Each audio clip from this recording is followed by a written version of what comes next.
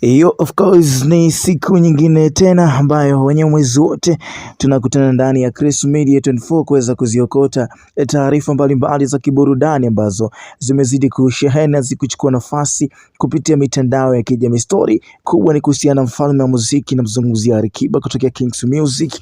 Bana amefunguka sababu za yeye kutoweza kuperform katika show ambayo inafahamika kama Trace ambayo ilifanyika 26 mwezi wa pili mwaka 2025. Ikumbukwe ilikuwa ni show kubwa sana ambayo ilihusisha wasanii wa ndani lakini pia wasanii wa nje ambao walikuwa bana wamejaa pale top kwa ajili ya kuweza kufanya show hiyo na ugawaji wa tuzo vitu kama hivyo. So Alikiba alizua gumzo baada ya kuondoka kwenye show hiyo na kutoweza kuperform, jambo ambalo liliacha kigugumizi kwa mashabiki wake ambao wamekuwa wakifuatilia muziki kila siku na akitaka kujua nini ambacho kilipelekea mfalme kutoweza kuperform kwenye show hili licha ya propaganda kuwa nyingi sana zikisikika romance za hapa na pale.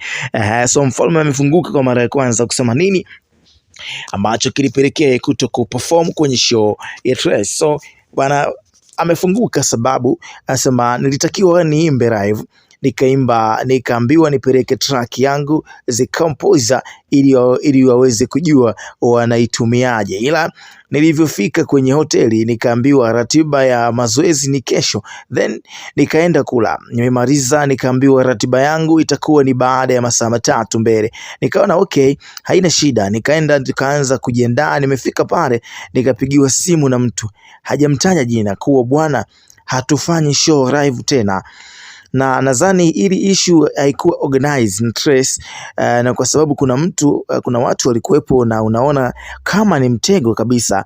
Kila aliyekuwepo pale wanajua, nikajua kabisa hapa kuna mtego. King Kiba kuhusu kilichotokea kwenye tuzo za Trace Award hadi akaamua kuondoka bila kuperform. Alizungumza Alikiba kuhusiana na hicho ambacho kiliweza kuto kuperform, kwamba misunderstanding ambazo zilikuwa pale, kwamba alitaka kuweza kuperform live lakini baadaye wakahairisha kwamba hataweza kuperform tena live. So ndo sababu ya Alikiba kutoweza kuperform katika siku ya Trace Zanzibar 26 mwezi wa pili pale. Bwana gelele, kwa taarifa zinginezo kibao usipite bila kusubscribe kisha ruhusu notification kwenye simu yako kuweza kupata taarifa zetu zote za burudani.